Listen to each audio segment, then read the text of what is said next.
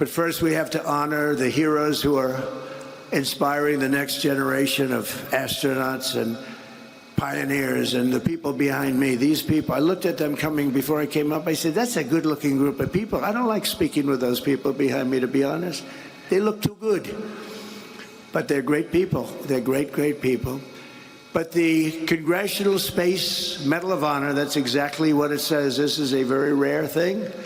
It's for courageous people, brilliant people, bestowed on astronauts who have distinguished themselves with exceptional service to the nation and all of mankind. Only 30 extraordinary men and women, long period of time, too, in the history of our country have received this extremely rare and distinguished honor. Real legends like Neil Armstrong, John Glenn, Alan Shepard, and the immortal heroes of Apollo 1. Today we add 4 new names to this elite roster of fearless explorers. That's really what they are when you think of it, fearless explorers that are very smart. The crew of Artemis II blasted off from Kennedy, NASA's great space center, last April and flew more than 250,000 miles from Earth in, very interestingly, our 250th anniversary year. Only Jared could have thought of that, I assume.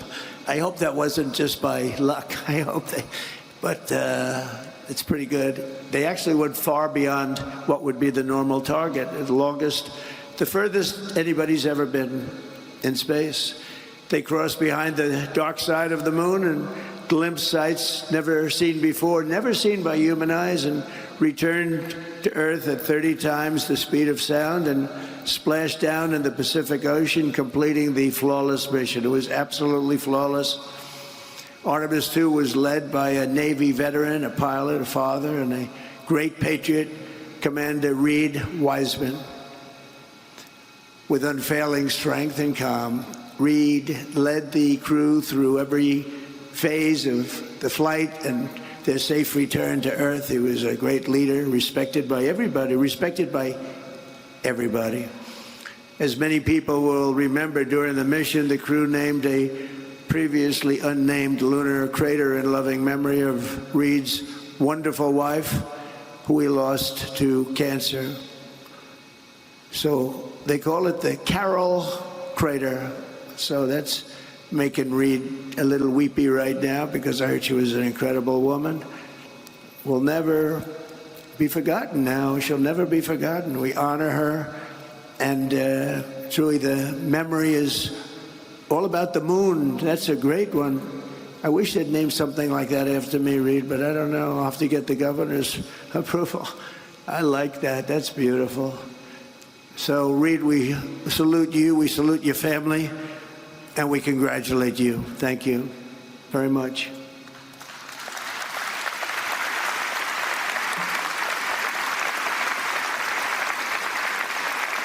And today we also honor a distinguished naval aviator with an outstanding record as a test pilot. He served in 24 combat missions for our country before taking on the most dangerous mission of all, Pilot Victor Glover. Victor led guidance, navigation, and control operations with perfect skill and absolute total precision. And you have to have great precision or things will not go well. And he did it with the heart and the faith that brought out the best in this incredible team before the spacecraft passed behind the moon and lost communication. And they did. I was watching. There was absolutely none. I said, what's going on? But they lost total communication with Earth for a fairly extended period of time. Victor turned to prayer and reminded us all of God's love for all of his children. And Victor, thank you very much and congratulations. It's incredible. Great story. We also, thank you.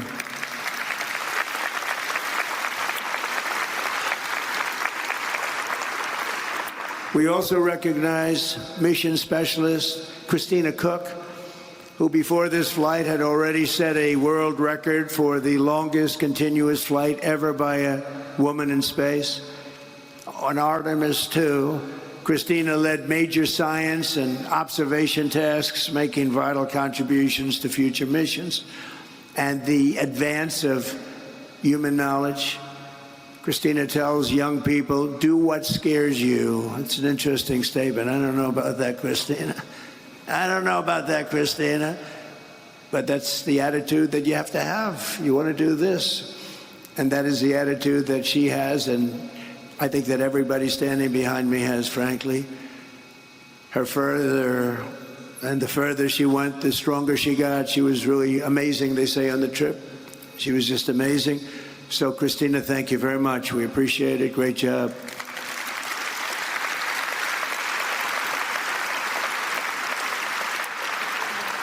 And finally, we honor a master of science and physics, a fighter pilot, a great one, and a beloved member of the astronaut team, mission specialist, Jeremy Hansen. On Artemis II, Jeremy became the first non-American in history to travel beyond low Earth orbit. He documented lunar terrain while contributing enormously to space science and physics research. And along with Christina, he helped the crew stay healthy and develop standards and best practices. Jeremy, thank you very much. Great job. Great job.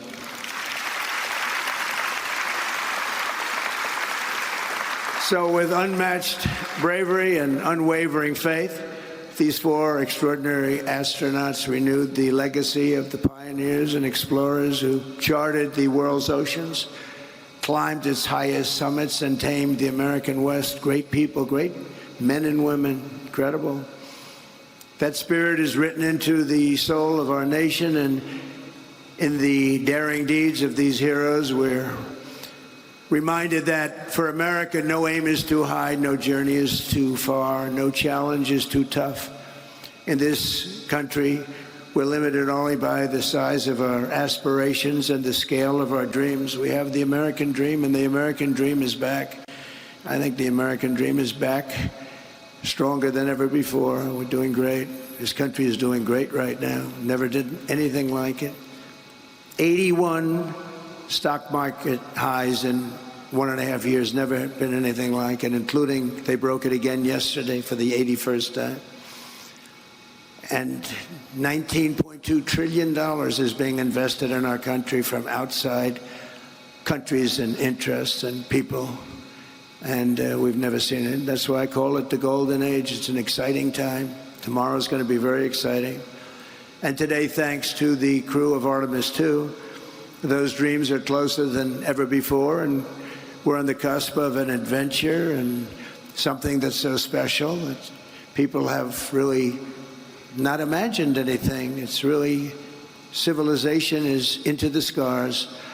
The stars are up there and they're beautiful, and you're right next to them. You have the courage to be right next to them. Few people do, but you're leading the way. It's great, great bravery.